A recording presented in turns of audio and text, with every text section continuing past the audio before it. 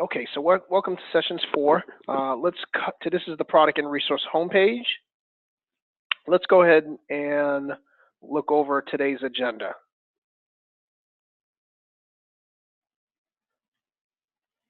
Sessions 4 deals with the second half of day 2. So you can see here we have counting and totaling techniques, system state variables, rule functions, and also string manipulation, otherwise known as string extraction or the parsing of a field or a field value. Let's cover counting and totaling, shall we? Okay, so counting and totaling, let's cover a little bit of a review from Unit 10. For those who were able to join us on sessions 3, you may have already noticed that we actually have covered counting and totaling, however, from a different technique and standpoint. So let's cover that technique with e-variables.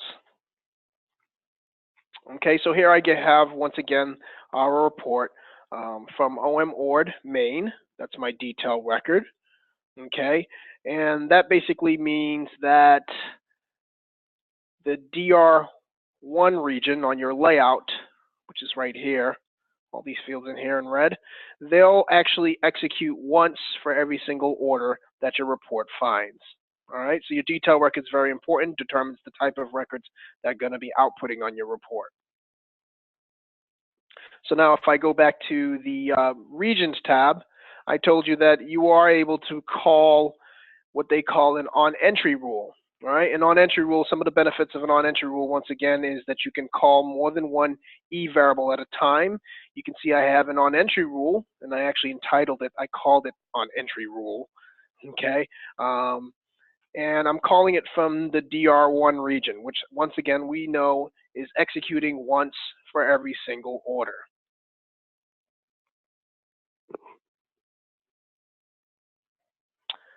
So from within that rule, this on-entry rule, once it looks at an order, it's going to evaluate all these e-variables. All right. And once again, in order to establish an e-variable, you have to set your external column to yes, and the naming convention is a lowercase e underscore followed by the name of your e-variable. Over on the third tab, we see I'm setting up multiple e-variables, and they all have their assign functions. The first line of code is taking number 1 plus an e-variable called e-total, and then saving it back into that e-total variable. And what this is called a counter statement, all right, or totaling statement. It's quite common. All right, now that doesn't necessarily matter where you place the 1 or where you play the plus. You can have the 1 after the e-total and vice versa, as you see. And this basically, every single time your rule gets called, you know that in orders, actually it sees an order. So the first time around when it sees its first order, it's going to add the number 1 plus e-total and save it into e-total. And the second order it sees, it's going to add 1 plus 1, and now it says e-total is equal to 2. So eventually what it does is it just counts up the total number of orders on your report based on your detail record.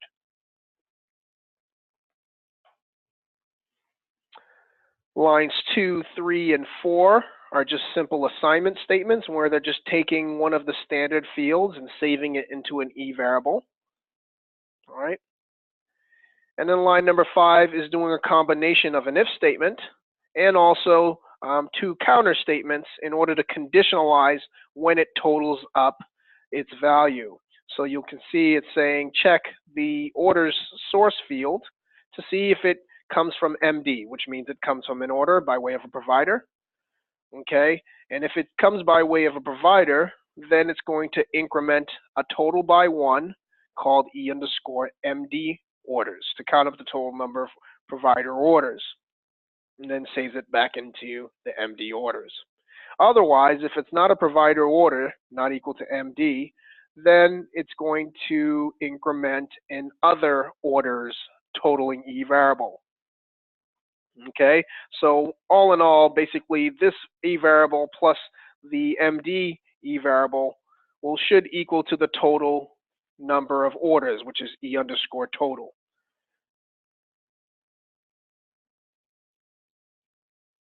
All right, so here I ran that report a little earlier on. And here's our E underscore MD orders. This guy right here is E underscore other orders. And you can see both of those should total up and equal to our E underscore total variable. All right. Now, in Units 11, we're also going to show you a second way of totaling up values on a report. However, this technique tends to be a little bit easier to utilize and quicker to utilize. However, it does have its limitations, which I'll explain in a moment.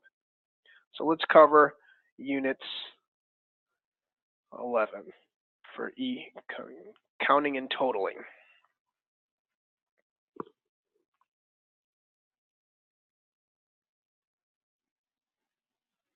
Now, counting and totaling. There's two types of ways that you can do counting and totaling. You can count up the total number of records on your report, okay? And you can also count up values in Meditech, standard values that have a pure numeric data type. All right, fields that have a numeric data type. So let's talk about counting up total number of records. Back in the MPR report writer tool, they used to have a specialty field called zcount. So let me just spell that out for you.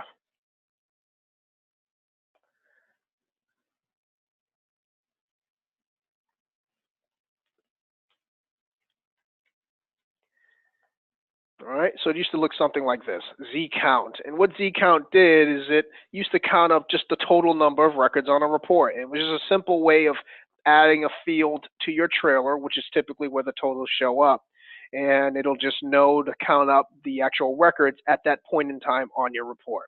Now, just like you can have multiple different trailer regions, you can have different total regions as well.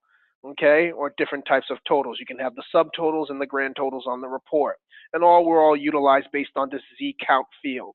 However, the first field I'm going to show you for counting up records in Report Designer is otherwise known as the M or Meditech fields. And their naming convention is lowercase m followed by whatever it was counting up or whatever record it was counting up. So it looks something like this. To use the Meditech M fields,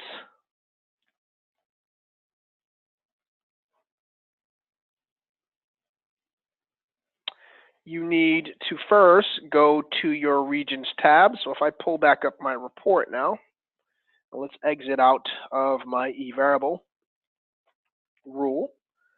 You need to, it all starts here on the regions tab.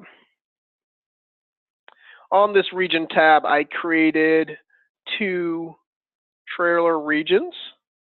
All right, I have one, a KT2 region and an RT region. All right, so the KT2 region is based on the category field, which means it will basically only print out after all the orders from a particular category had finished printing out.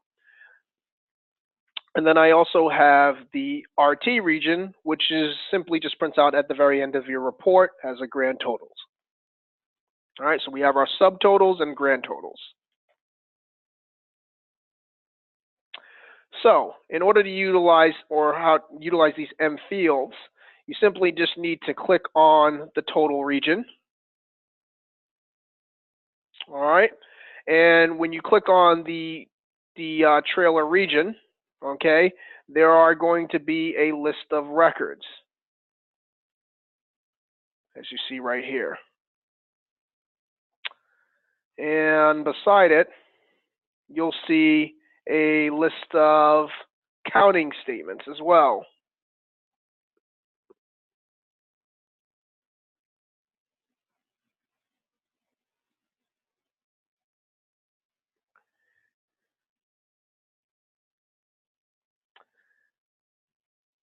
All right, so here we have some records here, and we can just clear this up. So we have your detail record, which is OM Ord Main. We also have other records that also appear on your report. OM Ord Main 2, which is the same as OM Ord Main, and then we have Reg Account Main. So the beside each one of these records, you're going to have a count checkoff box. All right, so if I were to check off the count checkoff box for OM Ord Main, that'll know to count up the total number of orders on your report, since OM Ord Main holds the total number of orders. All right, if I were to click off or check off the count box next to the Main 2 record, it's also going to count the same value, so I'll leave that blank. And then underneath it, we have Reg Account Main, which will count up the total number of patient visits. All right, so I'll just check that off. Not necessarily total number of patients, but patient visits on the report. So all the accounts that show up on the report.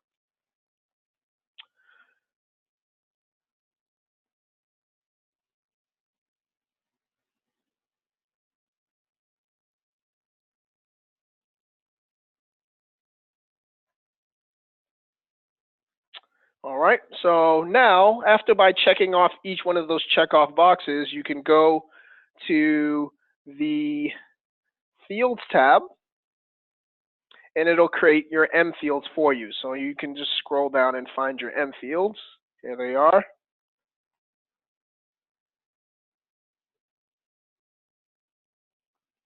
So the first M field is an M field that will count up the total number of orders on my report. All right, and this name is actually split off always by the word count, and then it's split off by the record that it's counting up, OM Ord Main. And then it also shows the actual specific region that it's going to be assigned to. So it automatically knows where this field is going to be sent to. And as you can see in here, I actually just gave it in a field label, all right, as opposed to just the generic count field label, as you'll see in a moment. All right, so I have my grand total number of orders and the grand total number of patients. All right, although we kind of know they're not really number of patients, it's really the total number of patient accounts on the report. All right, let's try that again now, just with a different trailer region. So all you have to do is go back to the Regions tab, check off KT2 now, and then you'll see it has the same 3 records on the report. And I'll just check off these records here. And if I go back now to my Fields tab, it adds 2 additional labels as well, 2 additional M fields. All right, the first M field is called Count OM Ord Main KT2. All right, and what this will do is this will do a subtotal, of course. All right, you can change the actual field label that it defaults to. All right, so it can be a little bit more descriptive. So I'll just say total number of orders per category. All right, since KT2 is based on the category field. Now, if you wanted it to print out not the word category, but the specific category, then you would need to do string extraction or string manipulation, which we'll learn later on today. You can concatenate 2 values together. All right, and then we have the count, Reg Account Main KT2 region, which is for the patient visits. So I'm going to say, instead of counting up total number of orders, I'll just say patients instead.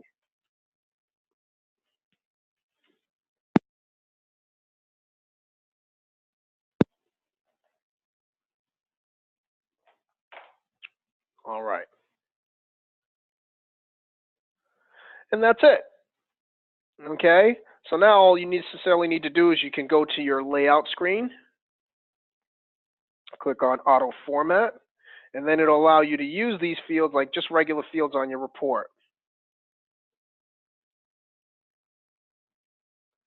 So I'll click on OK. And by me clicking on OK, you can see on my layout, here's my KT2 region. And then on my KT2 region, you can see that it added those two M fields from the KT2 region. And then underneath it, we have the RT region. And then we have the total fields for the RT region. Okay, so one thing I want you to take note of is on the RT region, we have the total number of orders on my report, which is right here. All right, and remember earlier on from the previous unit, we also had the total number of orders using an on-entry rule. These two fields should be equivalent to each other. All right, so we're going to look out for that. All right, they should be equivalent to each other with the same value, just using a different technique to do the calculation. All right, the second way you can do a total from the Regions tab is with a numeric data type field. So if I were to scroll down again and find my trailer regions, let's try the report trailer again. Okay, by clicking on any one of these or highlighting any one of these records. Okay, let's highlight Reg Account Main, for example. If I highlight Reg Account Main, below it you'll see a field prompt called field. If I click on that, you can do an F9 lookup. And from the F9 lookup, what it'll do is it'll show me a list of all the fields from Reg Account Main that are of pure numeric data type, meaning it shouldn't contain any formatting, any slashes, any dashes. It's just a number. All right, so we have the length of stay of the patient, all right, which is typically stored in the number of days that the patient has been at your hospital. Then we have invert status date and invert service date. And typically, date fields in Meditech are stored with the slashes. So what you'll get is you'll get the external version, which will be something like, if it was, it'll be like 10.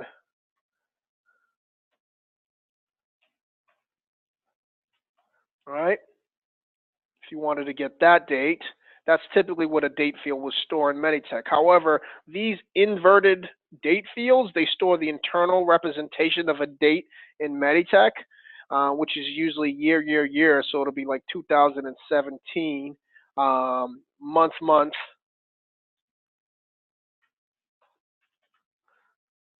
day, right? So it'll look like this. All right, and it won't include any of the slashes. So in all reality, it really is just a number.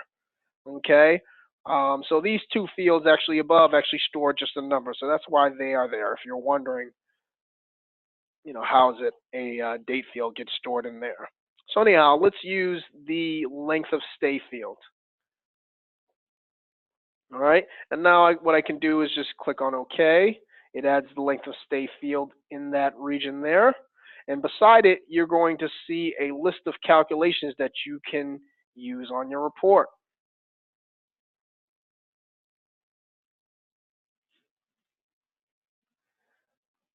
All right. Now, these calculations are really cool. You can click off totals, and it'll count up the total length of stay for the entire report, all right, on the RT region. You can get the max, so basically it'll calculate who's been there the longest. You can do the min. You can do the average length of stay in your hospital. You can do the median, the mod, the variable, the variant, or the standard deviation, okay, which is a calculation you'll probably use like in lab. All right, so all these calculations get pre-done for you. So now all you need to do is just go to the Fields tab again to kind of see your M fields. And with these M fields, the cool thing about that is that they actually create their own labels here, some descriptive labels. So this guy right here, of course, is going to get the average length of stay at your hospital. This guy right here is going to get you the max length of stay, so who's been there the longest, who's been there shortest amount of time. Then here's the total length of stay for the entire hospital. Okay, and now all I need to do is just go to my layout screen, Once again, click on the Auto Format button, and then add those fields to my layout.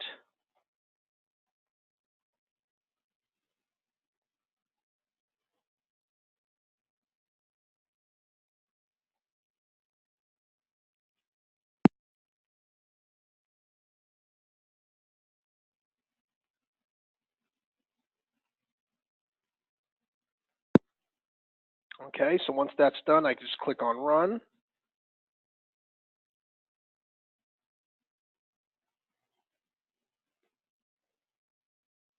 All right, and just wait for it to run.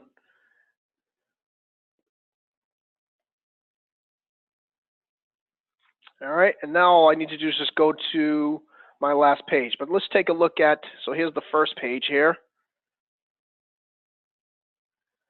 All right, so on the very first page, page 1, as you can see here, all right, we have a category of admit. That's the category of the orders on this page, all right, because we're doing a page break off of the category field. All right, so on this field, we have 1, 2 orders. So, of course, my category totals goes like this, where we have total number of orders 2, total number of patients on the report is also 2.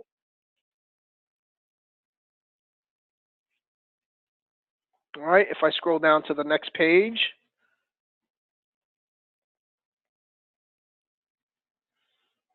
on this page, I scroll down to the bottom.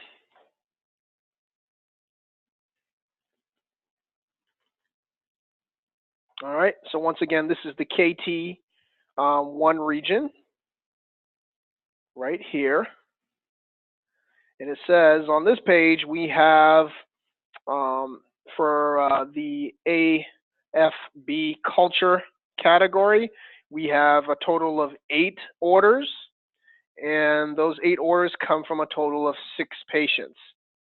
All right, so that one patient above here actually has more than one. All right, so those subtotals look fine. Now let's go find our grand totals at the very end of the report. So if I just hit the end button, it'll bring me all the way to page 79. And now we can evaluate our M fields for our M totals. So we have a total orders of 1,154 orders on this report, all right, using the M field. And you'll notice in the upper right-hand corner, we also have 1,154 orders, so that's correct.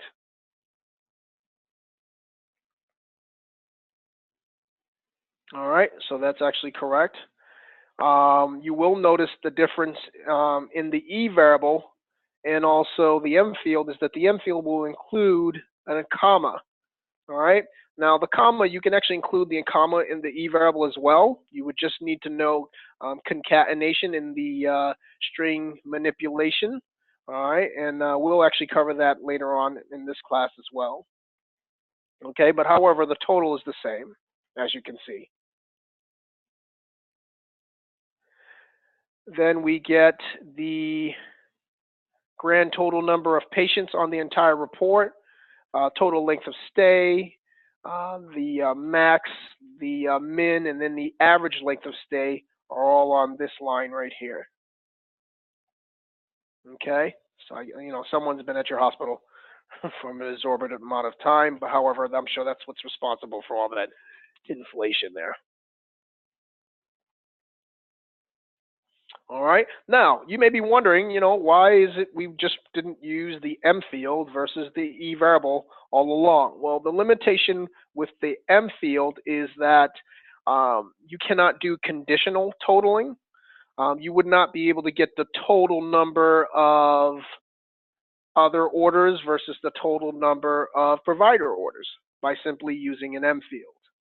All right, so that is one of the main differences. However, if you're just simply looking to get the total number of records that are showing up on your report, then M fields will be definitely the way to go.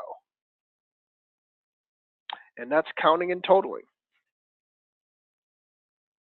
Please let me know if you have any questions. You can definitely send it through the chat line, and I can answer those at this moment while we prepare for the next unit.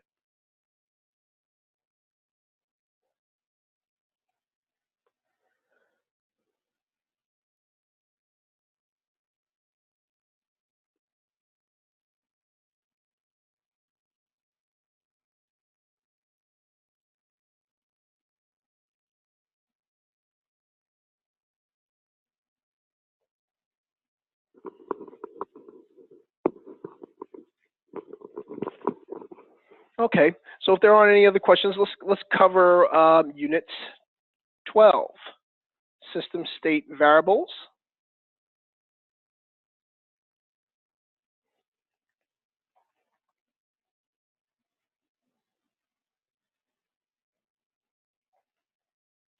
So, system state variables. System state variables are actually field values that Meditech stores internally in their system, regardless of which application you're writing your report from. Now, those fields are typically fields you would see on standard reports. So, standardly on a report, you may see, you're always going to see like the title of the report. You're going to see either the ring or the facility that report came from. And then over here on the right-hand side, you'll see things like the page number of the report.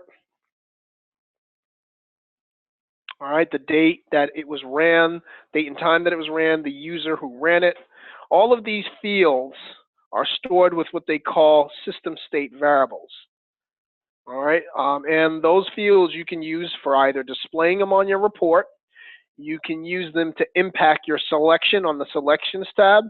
You can add them to a rule, all right, and you also can utilize a few on the General tab as well.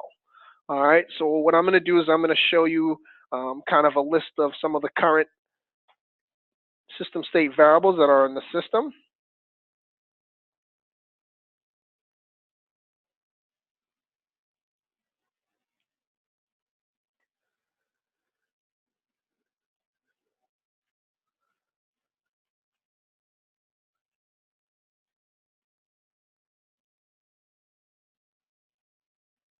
All right. So here are a list of some of the system state variables. You can get the actual country that report was run from. You can get facility access. You can get the facility menu, which actually holds the mnemonic of the facility that your user is currently logged into, the name of the facility that your user is currently logged into, the HCIS, the language that it was ran for, the sign-on user, the universe, the client, the emulated user who you possibly emulated. You can also get the page number as well, right here. You can get at now, which prints out the actual time that the report was ran. Today will print out the actual date in which that report was ran at. And then here's the concatenation of both of those two. All right. The naming convention for a system state variable is a V underscore followed by whatever the name of the system state variable that you're utilizing. So let's just put that here.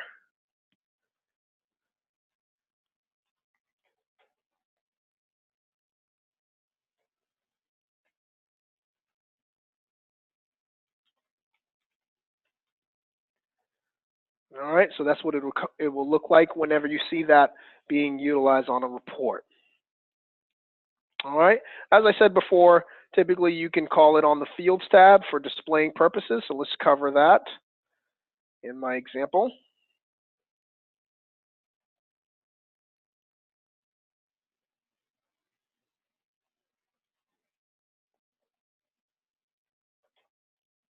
All right, so once again, we have our report here. And in order to add it to the Fields tab, you would have to do an F9 lookup.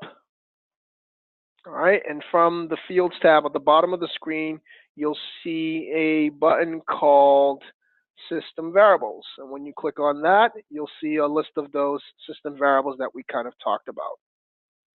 All right, so if I wanted to put the report name, I can do that. You can do today's date like that. All right, so now you'll see I actually have today's date that will print out.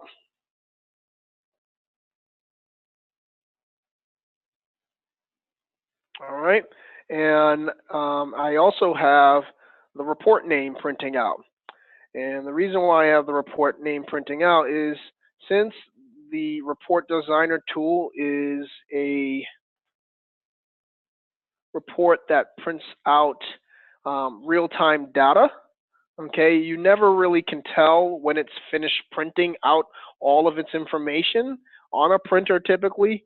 So what customers like to do is they sometimes like to print out or display some sort of a message indicating that it's done printing out the information at the very end of the report.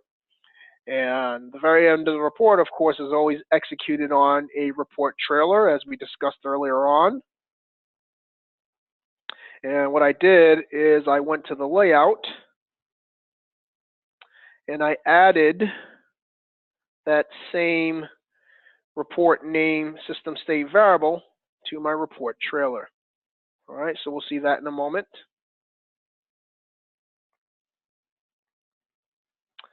The second place you can call a system state variable, you actually can call it on the general tab as well. All right, so here on the general tab, there was a system state variable that was added recently, so most sites should have this, called x of y, which I already have in there, but let's put it in there again. You get it by hitting the F9 lookup on the attributes field, and at the bottom of the page you'll see page x of y. And what that does is, of course, instead of just simply printing out the page number of your output, it'll print out page number of, and then it'll give you the total number of pages that should print out on the report. All right, so it's just another way of keeping track on what current page you're on. All right, so all you had to do is just set that to yes. The third place you can call a system state variable is from the selects tab. So over here on the selects tab, I have a criteria utilizing the standard facility field, and that facility field comes from OM.ORD main, so it talks about orders. So this is the facility for which the order came from.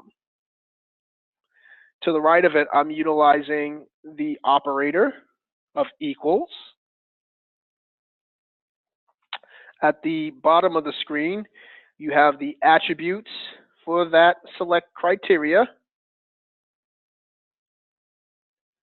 right here.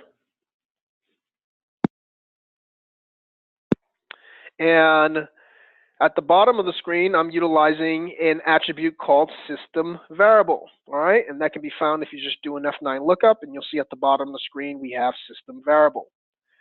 From that system variable attribute, you can click on the override column, the override value column, and do an F9 lookup, and you'll see once again, you'll have access to the system state variables.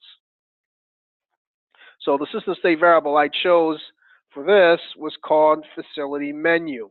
And what facility menu does is it basically holds the value of the facility that my user, my Meditech user, is currently logged into.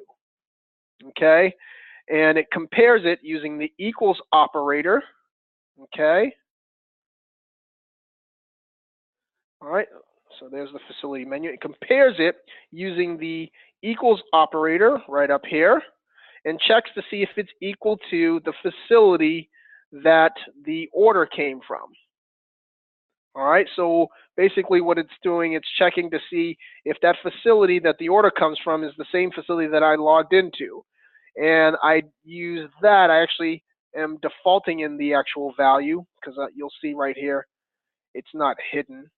Okay, so what that does is it'll determine whether or not you have access to that facility, and it'll only show you only the orders on this report, right, who belong to that facility that I am currently logged into.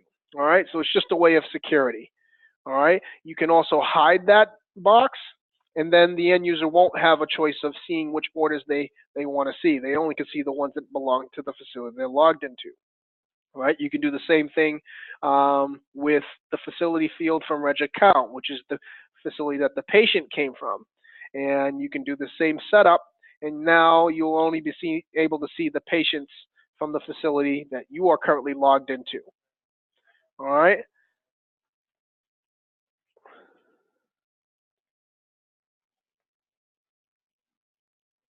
All right, the last place you can utilize a system state variable is actually from the Rules tab. So if I click on the Rules tab here, and I can go into any rule.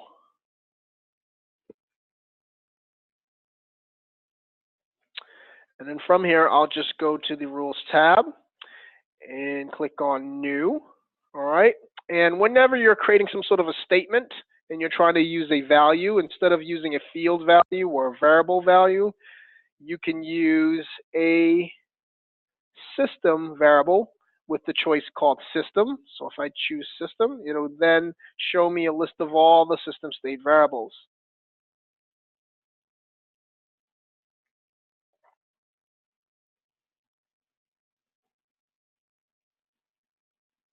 All right, and that's what that would look like. All right, so this is pretty cool because you actually can use the system state variables in any of the calculations that you're looking to do in your rule.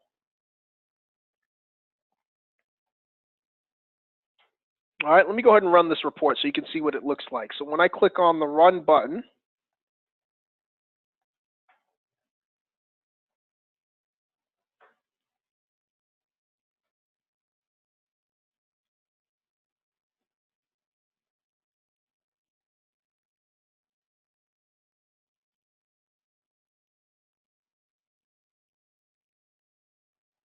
all right, so when I click on the Run button, what you'll see is here's that facility field on my selection.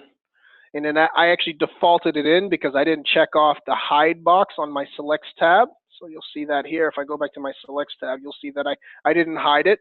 But it'd be ideal for you probably to hide it. But I just to show you for this example what the value it holds, I basically defaulted it in so you can see what that looks like. And when I click on print, and then I'll preview it, we can kind of see exactly what it looks like or what values it'll hold.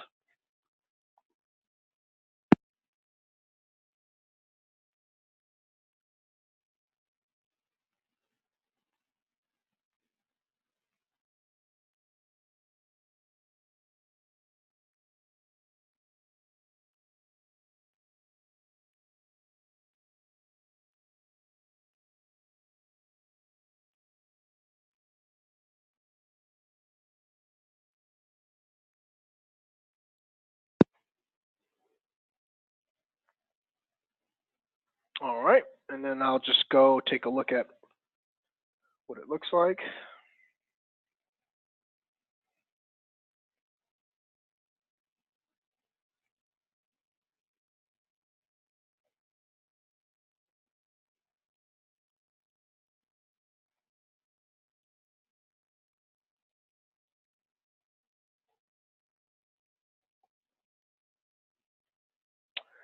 Okay, and there we go.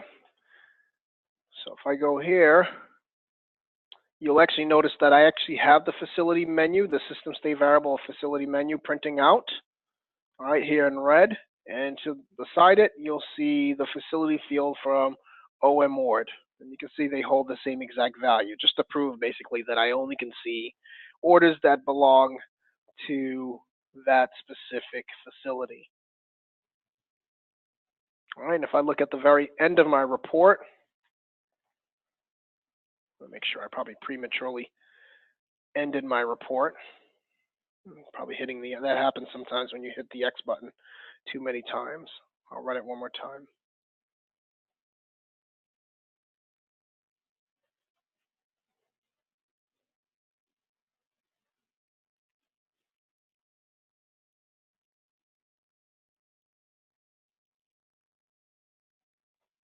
All right, I'm going to go ahead and rerun the report so that make sure that those who couldn't see it, maybe there was a little glitch on the screen there.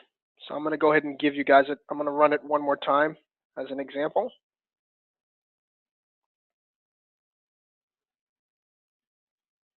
I want to make sure everyone can see now.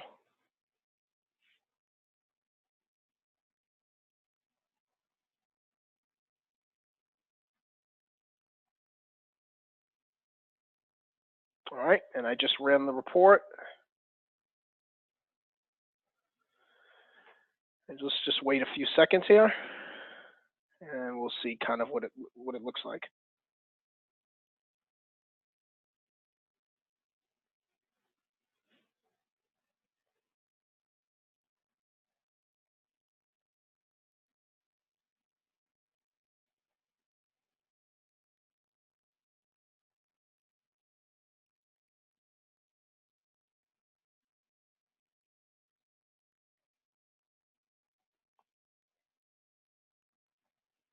All right, so here's the output of that report. You can see over here on the right-hand side, I have the two fields. In red, you'll see the facility menu field. That's a system state variable. And then beside it, I actually have the OM order main facility field. All right, so that's coming from OM ord. All right, so you can see they're equivalent to each other, which basically means or proves that I'm only able to see the orders that belong to the main facility, because that's the facility I'm currently logged into. All right, and I'll just scroll down there. You can see that doesn't really change.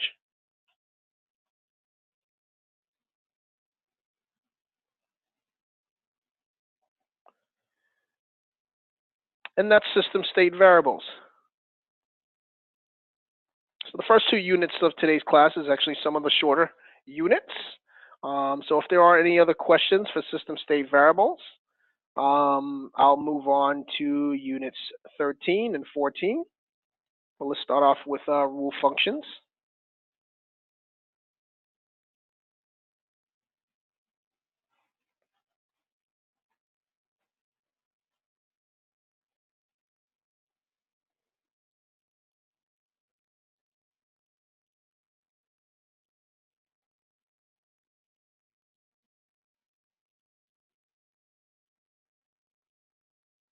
Okay, so rule functions.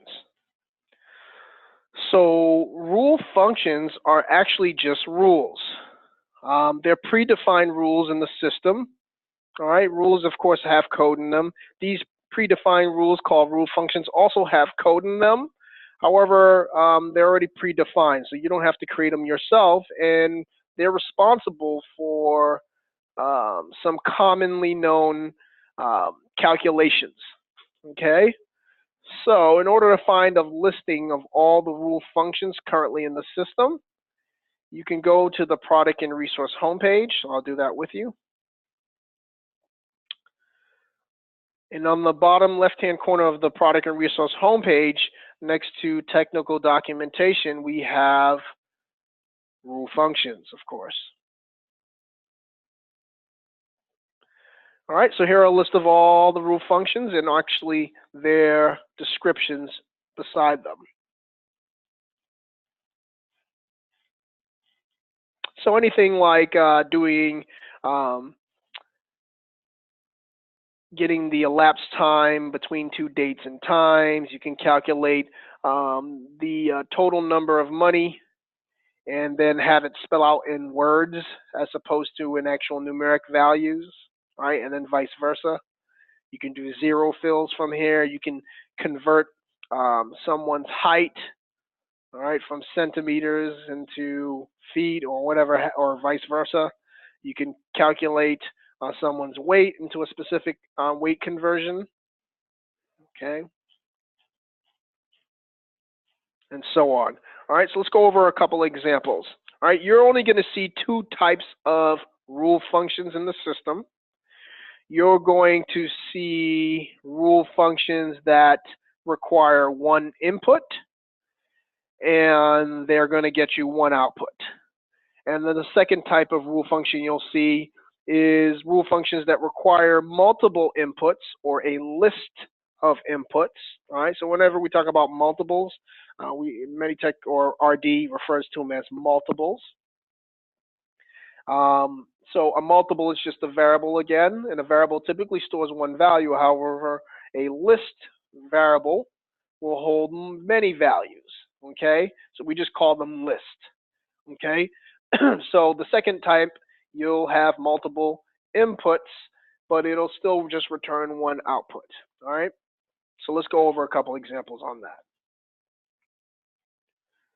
So here I have my own ORD main report once again, and I created a C field called C convert name.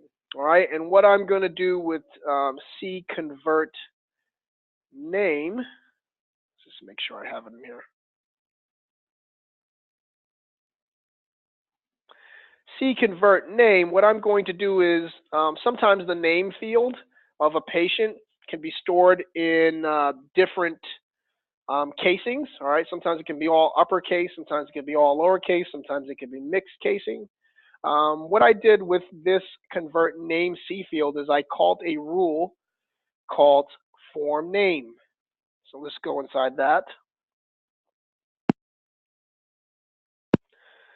In form name, I created one external variable and then one internal variable of output. On the fields tab, I just referenced the patient's name field right here from wrench account. And then over here on the rules tab, I'm utilizing a rule function to do a conversion of that name. And what I'm looking to do is I'm looking to utilize initial caps formatting. And initial caps formatting, what it does is it takes the first letter in a string and capitalizes it, and then it'll make the remaining letters all in lowercase, all right, in an entire string. So if we go back to the product and resource homepage, you can scroll down and find that very same rule function.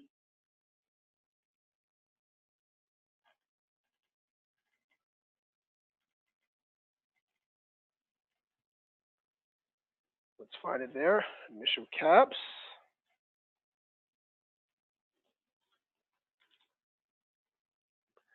There it is. So here's initial cap formatting. And what it does is it converts free text. All right, and that free text can come from a field, as I'm using, or it can come from a variable, or just from a free text string that you entered in yourself. And then it'll convert it into what they call initial caps formatting. All right, so to see how to utilize any of these rule functions, you just click on their link, and then it kind of explains, here's the rule function. Here's what it does once again. And then here's the input that it requires. So this particular rule function requires free text string. And the output will go as follows. So if the free text string was all in capital letters, the word free, followed by a second word called text in all lowercase letters, then you should get a initial caps formatting of free text with the capital F and the capital T. All right, if you scroll down on this page, it actually shows you what your rule function will end up looking like. However, depending on your service release, the buttons might look slightly different. So right here in the rule, the first button is called enter line, but for most sites, most of the sites who are at least 607, which a lot of sites on this training are 607, that button called enter line just changed to new. So new and enter line are basically the same exact thing. All right, so this is actually doing the same thing that I ended up doing. It basically converts that name field into initial caps formatting. Below here, it'll show you all the things you need to do to set it up, the variables, the fields, and then it'll step you through line by line how to create and utilize this rule function in the rule. All right, line by line. Once again, enter line is no longer enter line. For most of you, it'll probably just say new. All right, so let's go ahead and reproduce that from within my report so I can show you how I did it. All right, so once again, underneath, I'll reproduce it by first clicking on the new button. This is considered some sort of a manipulation of a field, so you can click on string manipulation, which is the third choice. And then for utilizing rule functions, you want to use the first option called format. Okay, and then format is going to give you 3 questions to kind of answer there. So let's start off with the first one. The first question says, from what would you like, or which source would you like to format or make this formatting to? Would you like to do it to a field, a query response, a variable, a free text string that you type in on your own, a system state variable that we covered earlier on? I'm going to do a field. Okay, and the field I'm going to use, of course, is that reg account name field, which is the patient's name. All right, so I have the source. My second question is convert to. All right, so what would you like to use to convert it with? Which rule function? All right, so here are a list of all the rule functions once again on that page, and I utilize this rule function called initial caps. And then the last step is the save as. All right, this is the variable that you're going to save your output as. So I'm saving mine to a variable called OUT for my output.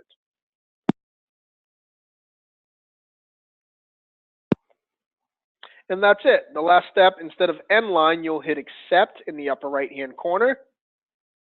And that's how I reproduce that line of code. So when I run this report in a little bit, we should be able to see it converting the actual patient's name. All right, so I'll exit out of there. The second type of rule function that you'll see, of course, is where the input, it'll require multiple inputs or a list of inputs, and then you'll get one output. All right, so I have another example called C_date sub. And what it does is it subtracts the difference between 2 dates on your report. Okay, now, of course, you can do this with your own rule function. Most rule functions you can do on your own. However, why do it if it already exists? And of course, with the date sub calculation, you can run into things like not every single month will end on 30 days. Some may end on 31 days, etc. So all those calculations need to be taken into consideration, but the rule function does it. So once again, I just created a C field. I created a rule called date sub. So let's take a look at that. And in date sub, I created my output variable. I created another variable, okay, called dates, which should hold the 2 dates in a list.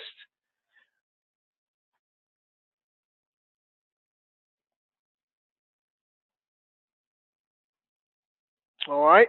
The only difference between a rule function that requires 1 input versus a rule function that requires multiple inputs is really just 1 line. So it'll add 1 extra line to establish that list. All right, so the rule function I'm using is called date elapsed, which finds the difference between 2 dates. So let's take a look at that on the product and resource homepage.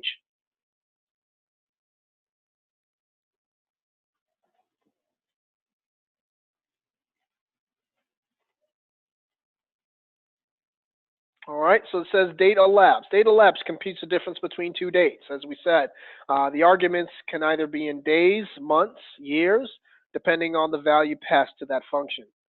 So I'll click on date elapsed to find out more information on it. So it gives me the description in the function again, and then it tells me the type of input that it requires. So it requires a list, as you can see right here. All right, so in that list, as you're building your list, that list can possibly have 4 arguments or 4 inputs. Okay, the first input of your list has to be the start date. Okay, and it says the start date in internal formatting, which is typically what all date fields store in Meditech. That's the month, excuse me, actually year, month, day formatting. So most date time fields, the admit date, the registration date, the discharge service date that we used earlier on, those dates are all stored in internal formatting, so no need to worry about that. But the start date is the date that was furthest back in the past. Okay, so that's the furthest date back in the past. The second argument is the end date in internal formatting. All right, that's the most recent date from today's date. Okay, so be careful about not switching or swapping around those two dates. Okay, the start date, once again, is the oldest date in the past, and the end date is the most recent date, the most current date.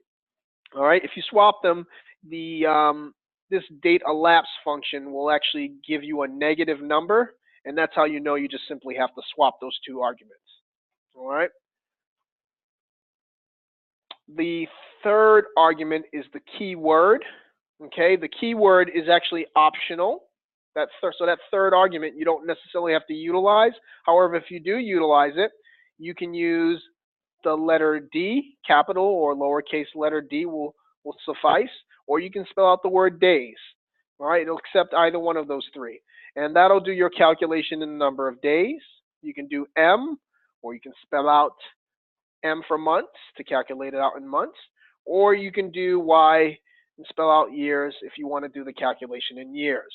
All right, now this is optional. Once again, the keyword is optional. If you leave keyword blank, it'll default, as it says right here, to your calculation to the number of days. All right, if you don't make a choice. All right, the last argument is called precision. Precision is also optional, as seen below here. So you don't necessarily have to fill it out. However, precision will allow you to either truncate or round off your actual result. Okay, so round it off to a specific decimal point or truncate it off to a specific character. So let's go over a couple of real-world examples. So let's just say your input, let's talk about the input here. Let's just say your input, for our first example, your input was September 17th, 2001. That would be my start date.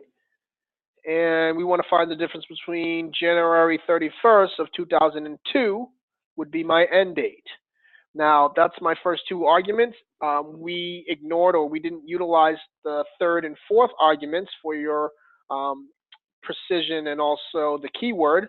So it's going to give you a total of 136 days. Since if you leave the keyword blank, it's going to calculate your value in days. So there's a difference of 136 days between those two dates. All right. The example underneath it. So your start date again is going to be September 17th, 2001, and you're trying to find the difference between that and again January 31st of 2002. However, we are using a keyword of months. All right, and they spelled out the word months, which is okay. You can do lowercase m, you can do uppercase M. It doesn't necessarily matter. All right, and it says the difference between those is 4 months, about. The example underneath that, once again, uses the same start date and end time. However, it uses a lowercase m. All right, no matter, it'll still calculate in months. And we're going to use a precision of 2R, which basically means it's going to round it off to the second decimal place. All right, and you can now see that it'll give you a difference of 4.45 months. We're using a start date, once again, of September 17th, 2001 to January 31st, 2003 now instead of 2002. And I'm using years for my calculation on my keyword, and I'm going to round that off to 2, which will result in 1.37 years, the difference between those two dates. As always, if you look at the bottom of the screen, it'll actually show you exactly how to utilize this rule function. This is what it should look like, more or less, depending on the fields or variables that you're using in your arguments. Shows you how to set it up, and it actually shows you how to set up both lines.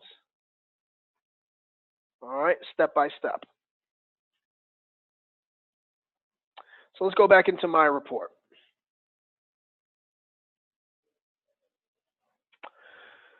So line number 1 is just simply a list. So you can see it says create list, and I'm creating a list of the date in which the order was ordered, so the order date.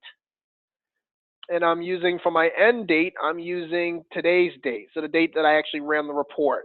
So what I'm going to end up doing is get the calculation between how many days has elapsed since today's date versus the order date. So how many days has elapsed since this date was ordered up until today's date? All right, so those two date fields are stored in a variable called dates, is what I called it. All right. However, you may notice in the example they're using a variable called args for arguments. All right. So you can call it whatever you like. I just like to call it something very descriptive so I know what this variable's storing. It's going to store dates in it. Okay. Today's date and also the order date of that order.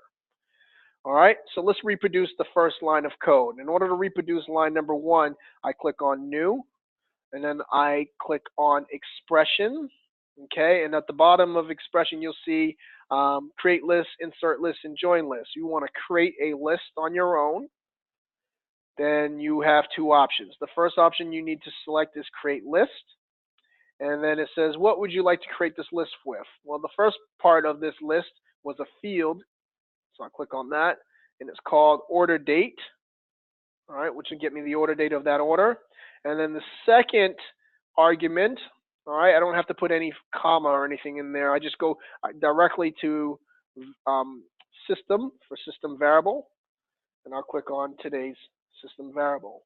Okay, so you can do as many as you like. Just keep on clicking and pointing to the actual value that you'll need. When you're done, all you need to do is click on Save As at the bottom, and then save it into a variable. All right, so I have the dates variable designated for those two dates. When I'm done, I'll just click on accept. All right, so that's how you reproduce line number 1. Okay, line number 2 is the date elapsed rule function. Okay, so in order to do that, I take those two dates. Notice how I don't have a field or anything like that. I'm converting that dates variable that I actually calculated on the line above it. All right, so here's how we do it again. We go to new. I go to string manipulation. I go back to format. I have to answer all 3 of these questions. The first question is, from what would I like to format? I like to format 2 dates, which are stored in a variable called dates. All right, and then I need to answer the second question. What would we like to convert it with? The rule function I would like to use is elapse dates, date elapsed, right there. And then the last question is, what would I like to save it as? I like to save it as my output variable and just hit accept. All right, and that will do the calculation for you. All right, let's go ahead and run the report so we can see what it looks like. Let's click on run.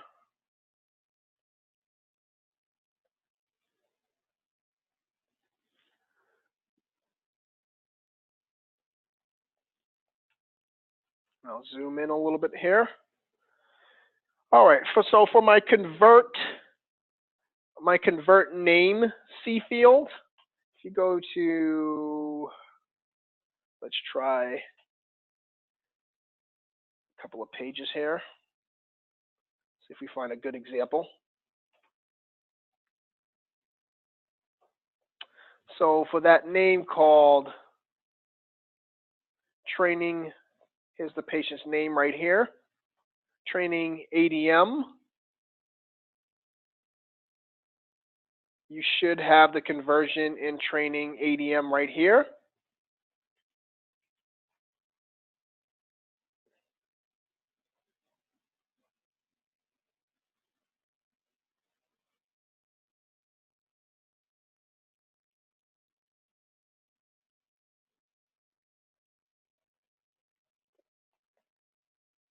Okay, I just want to make sure, can everyone see the output? I know sometimes the network has been kind of freezing on everyone. Let me give you a chance to make sure that everyone can see the output.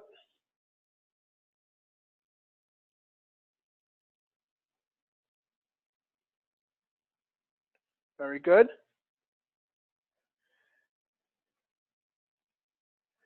All right, so if we look at our C underscore convert name field, and we get ourselves a good example here.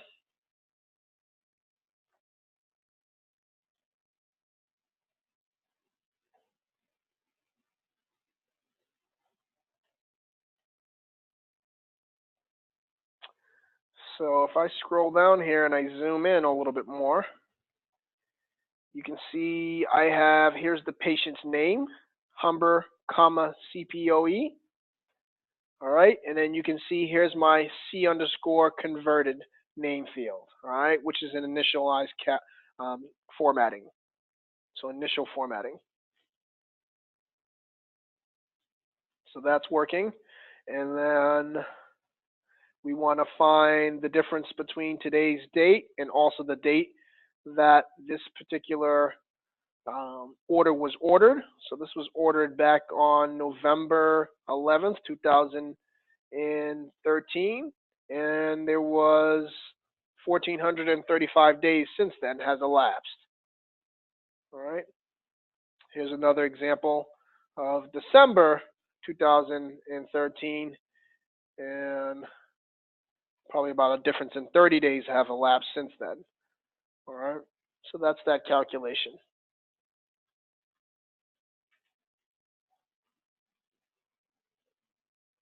And that's rule functions.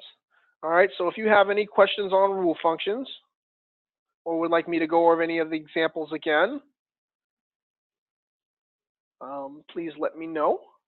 Otherwise, what I'm going to do is I'm going to set us up for our first break of today's class. I'm going to give you probably around, right now it is 2:45, right, almost quarter to 3 o'clock. So I'm going to get started probably in about the next 15 minutes. All right, I'm going to give you a nice little break there, and then we're going to continue on with the last unit of today's class. I'll open up the floor for any questions if you do have those, and I'll go ahead and pause our recording for right now.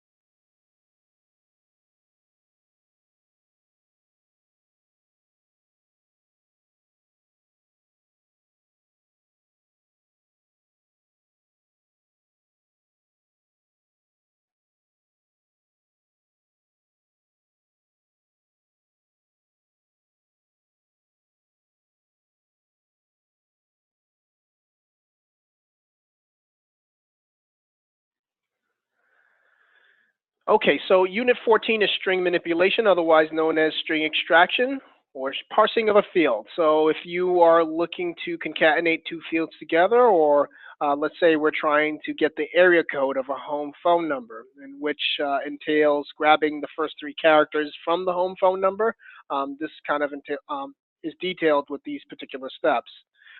String manipulation actually takes place from within a rule. So I do have a couple of examples for you.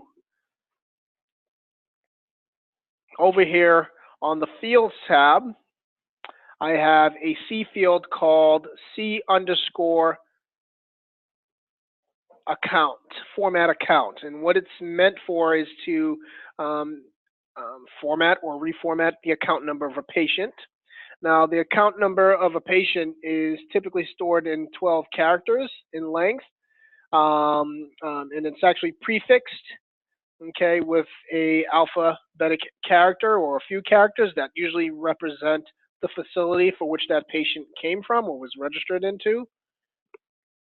So with this C field, what I did is sometimes customers are not necessarily interested in seeing that prefixed value. So I'm simply just going to remove that prefix value, which ends up being the position number 1 in my character string. Now, in order to do string manipulation, you just necessarily need to understand how Meditech's character assignments are utilized. So if I scroll down here and I get a good example here.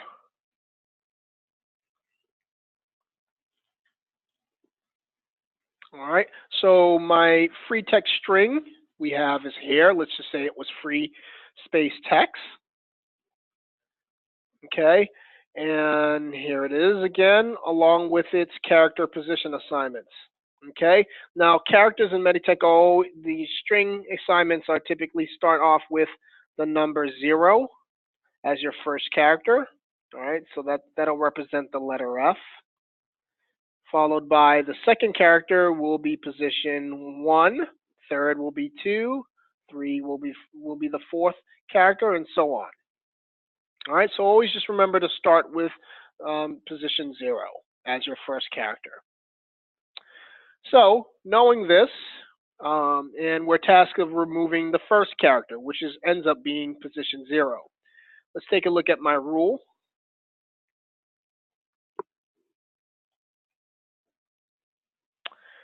I have the output variable that I created for my output.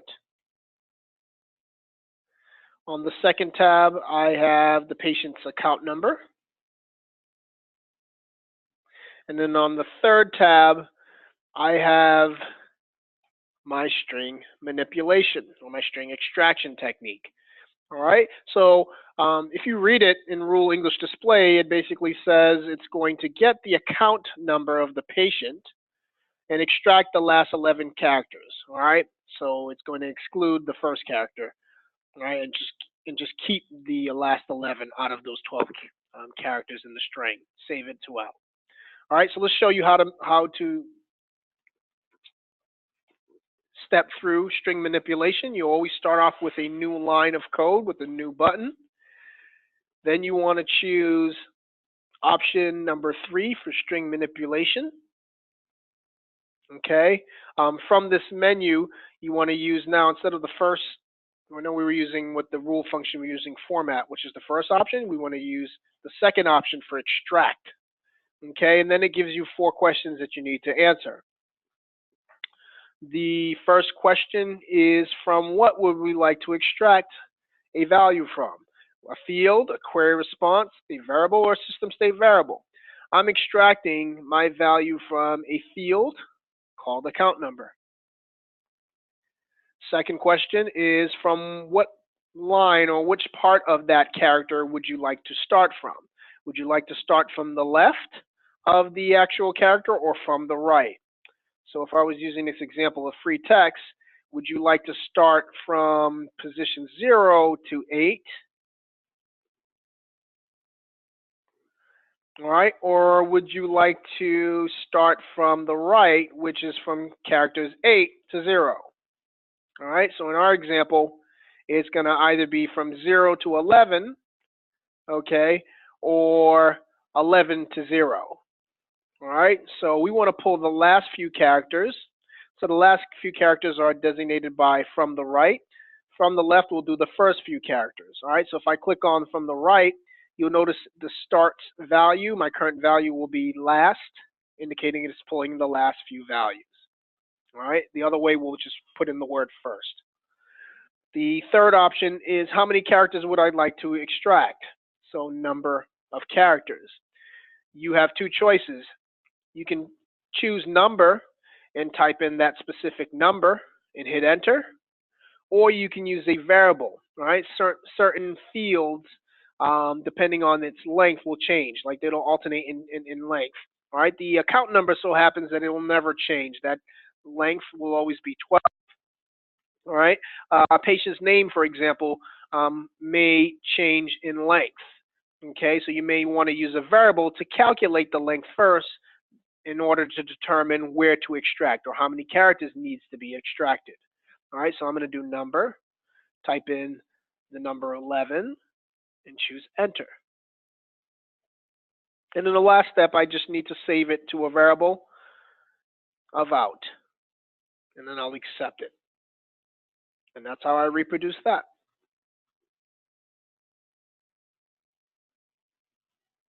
Let's go over another example. I created another C field out there called is test. All right, and since I'm dealing with the marketing ring here in my examples, a lot of these test patient names contain actually the word test or the string test.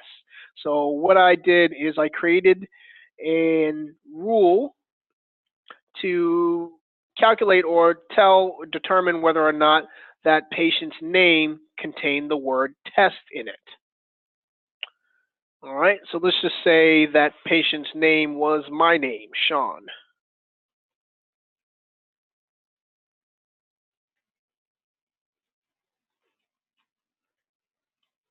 Or even my last name, let's say Cooper, since the last name's typically stored first.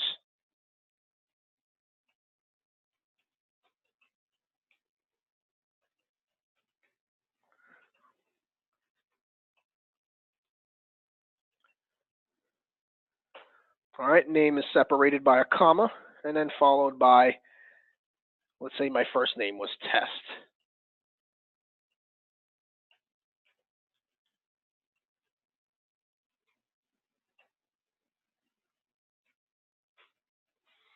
Okay, so in order to get that value, we have a specific function from string manipulation, which is called the locate function, all right, which is used on line number 1. All right, of course, I'm using the patient's name field, of course. In the first line of code, in order to reproduce that, what the length locate function does is it actually calculates the position of the first character in the string that you're looking for. So in this particular case, I'm looking for the string of test. So in my example, what it'll do, it'll find that first character, which is the letter T, which starts here, and then it'll find the position that the letter T is located on, which is the number 7. So position 7, which is actually character number 8, all right, because we start off with the number 0. Now, it'll find that word test, whether or not it's at the very end of the actual string, or is it at the beginning, or is it somewhere in the middle? It doesn't necessarily matter.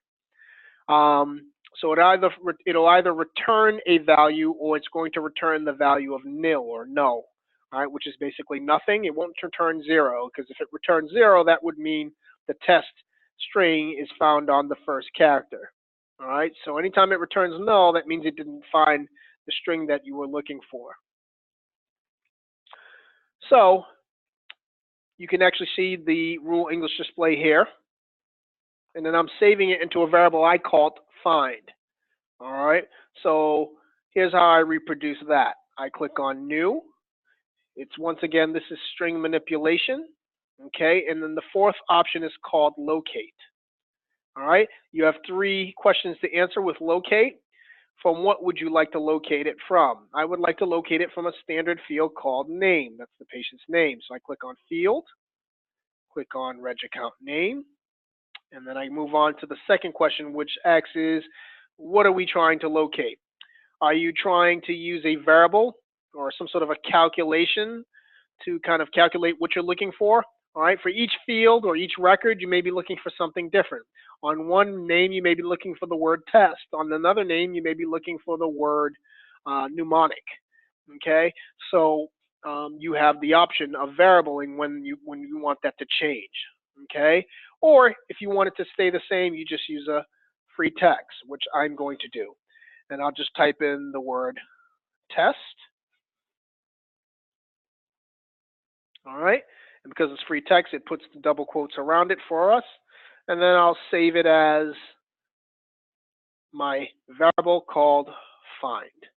All right, so at the end of the day, when the find variable is calculated, it's either going to print out a number or it's going to print out nothing at all. All right, the second line of code is simply just an if statement, so please review if statements that we covered from last week. And essentially all it does is it uses the exist operator, which is located right here.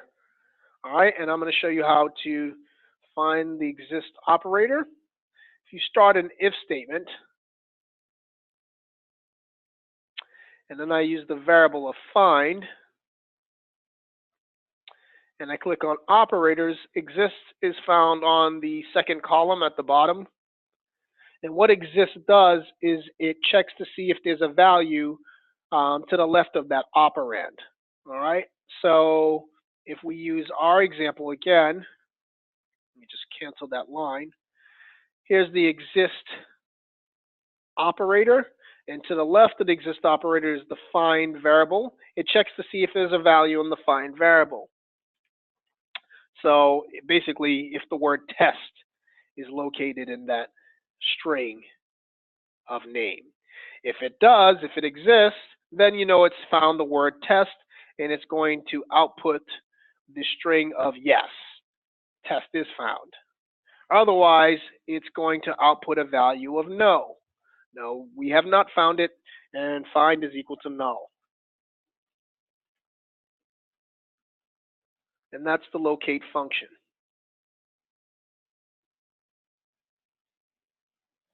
Now, we talked about a little earlier on, if you were to variable, certain fields will change in length.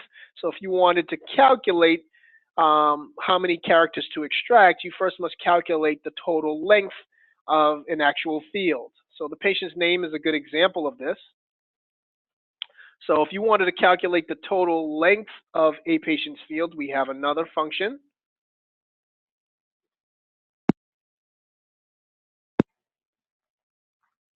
And it's the length locate function. So let me just remove that line here at the bottom first.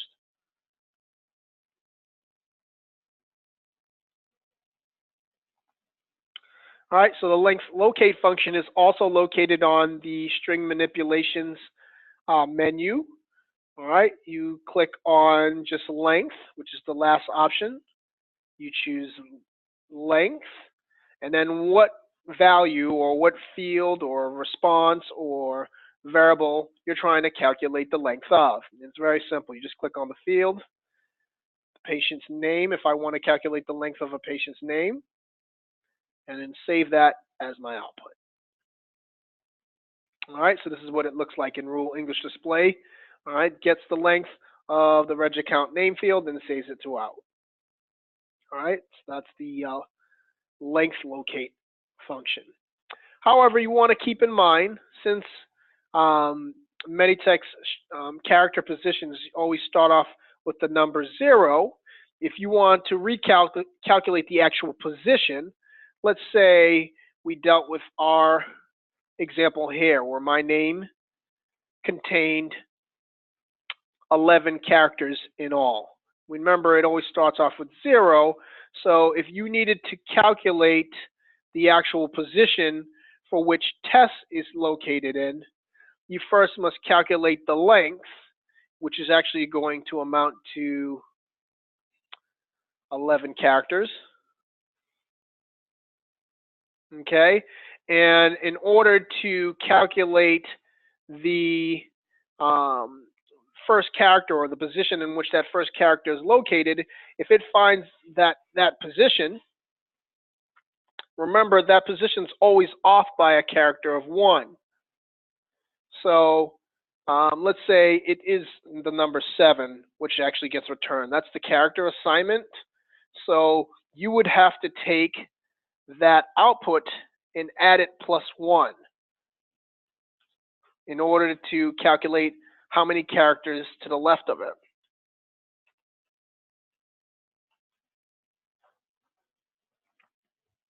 Or if you want to calculate the actual position, all right, you would take that length, which would be 8, and you would subtract it by 1.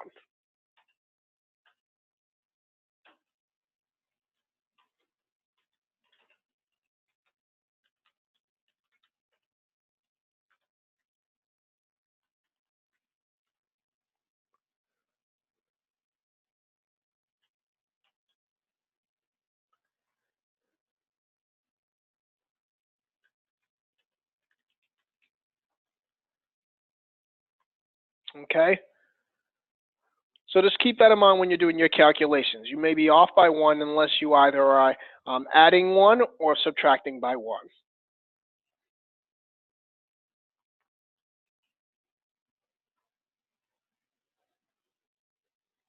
So let's move on to another example.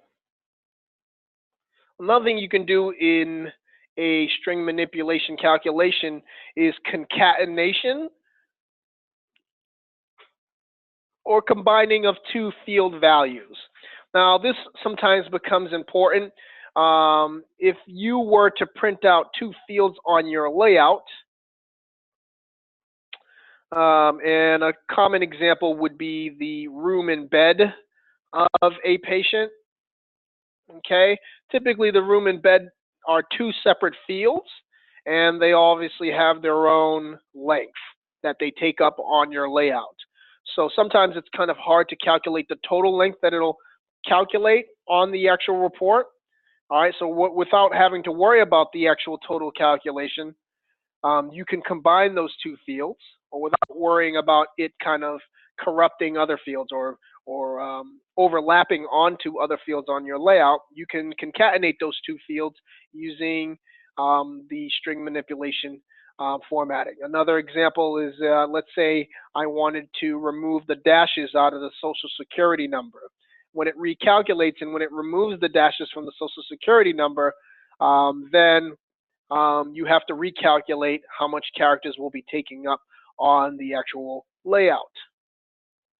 So I actually have a C field called no dashes. And let's take a look at what it does. It takes the Social Security number, takes the Social Security number of a patient, all right? So I have a couple of variables in there, which I'll explain in a moment. And then I have the Social Security number, all right? And what I'm doing here is I'm actually just going to demonstrate for you what concatenation can do. Concatenation actually occurs on line number 6 of my code here. All right, and when you see concatenation, it'll use the word called join. Okay, not to be confused with join list from the list options.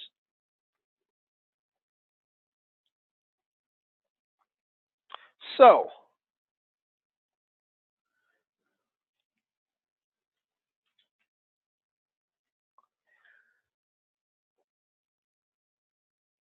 all right, so the first thing I did on my rule, let me just grab my utility there. All right, so the first line, it basically takes the Social Security number from Reg account and saves it into SOCH. So after line number 1, it should look like this.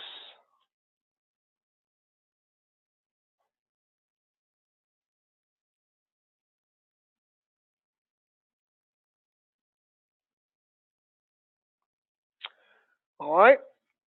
So let's say our Social Security number was 012-45-7890.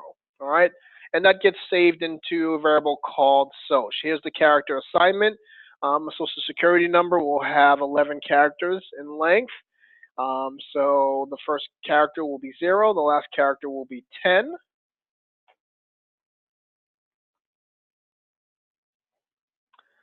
line number 2, what it first does is it extracts the first 3 characters and saves it into a variable called piece 1.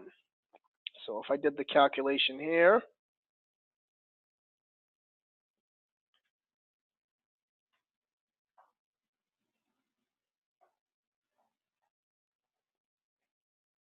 just wait for it to unfreeze here. Let's hang on one second. Let me just reshare my screen. We'll resume my recording. All right, so after line number 1, we have my social security number.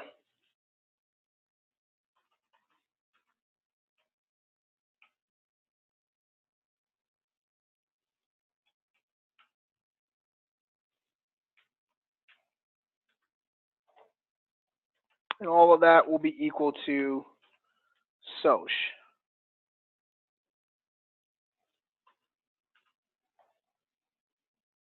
All right. And then after line number 1, we take that same SOCH variable and we extract the first 3 characters, and that's going to return 0, 1, 2.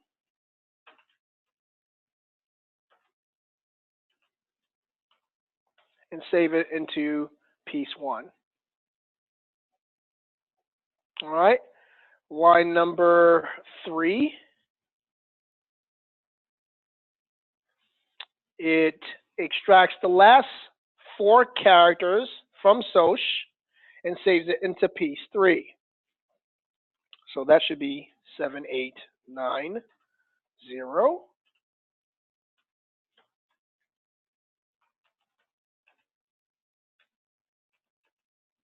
And saves that into piece 2. And then the next line, line number 4, it'll print out, or it'll extract the first 6 characters and saves it into a variable called piece 2. And actually, I had a little typo there. That's okay.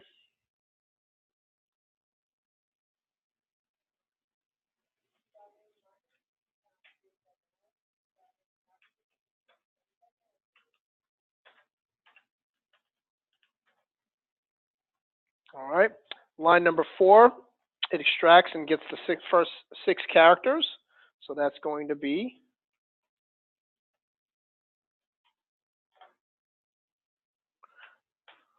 012-45 and saves that over into P2. All right. Then on lines 5 here, it takes P2 and extracts the last 2 digits from P2 and saves it back into piece 2. So P2 now becomes 45.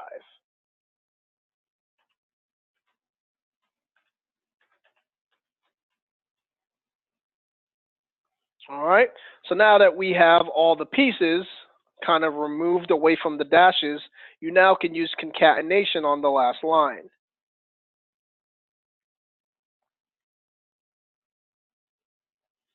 So now the final result will end up being this.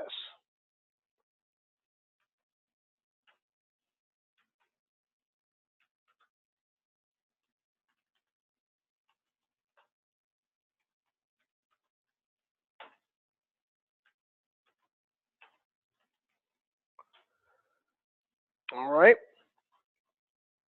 Okay. Now, honestly and truthfully, this is probably not the most efficient way of concatenating piece values, but what you'll find out if you can join us for sessions 6 and 7, we actually have what they call the offset character, which actually tells us that you can just pull pieces 0 through 2, all right, or right the remaining pieces, or a specific value out of a string. So this first dash is represented by piece 3. If you want to extrapolate just that out of there, or you just want to extrapolate piece is 6. From a specific value, you can using what they call the offset character. However, for this example, we're using just simple extraction to do that. As you know, and it ends up being longer code, of course, but until you learn the offset character, we can't necessarily show you that particular value as well. All right, so at the end, line number 6 just basically joins them together, and then you have each one of those pieces without the dashes. All right, and that's all the functionality in string manipulation. Now, if you have any questions, this will actually conclude today's session. If you have any questions, I'm going to go ahead and open up the floor for any of those questions. Once again, if you need a copy of this class, I will gladly send you that, probably effectively sometime tomorrow morning, somewhere around 10 a.m. Eastern Standard Time. Those should be available.